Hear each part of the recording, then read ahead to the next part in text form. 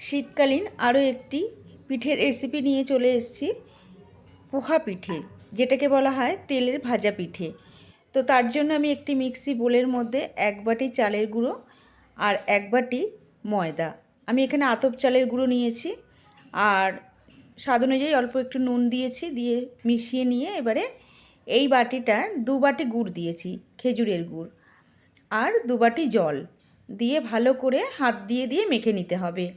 খুব ভালো করে মাখতে হবে, মাখতে মাখতে আস্তে আস্তে নরম হয়ে যাবে। খুব পাতলা কিন্তু করা যাবে না, আর খুব একেবারে গাঢ় করা যাবে না, ঠিক এই রকম টাইপের একটি ব্যাটার তৈরি করে নিয়ে এবারে আমি 10 মিনিটের জন্য ঢাকা দিয়ে কিছুক্ষণের জন্য রেখে দেবো। তো 10 মিনিট পর আমি এখানে একটু শুকনো নারকেল গুঁড়ো দিলাম, আর আপনারা যদি মনে করেন ফ্রেশ নারকেল কোড়া দিতে পারেন, কোনো অসুবিধা নেই, আমার কাছে গুঁড়ো ছিল তাই দিয়েছি।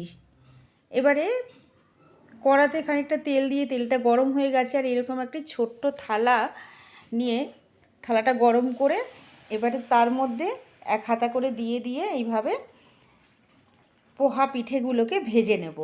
প্রত্যেকটাই দেখুন কত সুন্দরভাবে ফুলেছে, এইভাবে প্রত্যেকটাই এরকম টোপা টোপা করে ফুলবে। খেতে কিন্তু অসাধারণ সুন্দর হয়, আর বানানোটাই কিন্তু খুবই সহজ। বন্ধুরা, এইভাবে আপনারা বানিয়ে দেখুন, সবাই কিন্তু খেয়ে প্রশংসা করবে। আর আজকের রেসিপিটা যদি আপনাদের ভালো লাগে, তাহলে অবশ্যই আমার চ্যানেলটিকে সাবস্ক্রাইব করে আমার পাশে থাকবেন, আর একটা লাইক করতে কিন্তু বন্ধুরা ভুলবেন না। তো এইভাবে আমি প্রত্যেকটাই পোহা পিঠে বানিয়ে নিচ্ছি, প্রত্যেকটাই এরকমভাবে ফুলবে, লুচির মতন একদম ফুলে ফুলে উঠবে।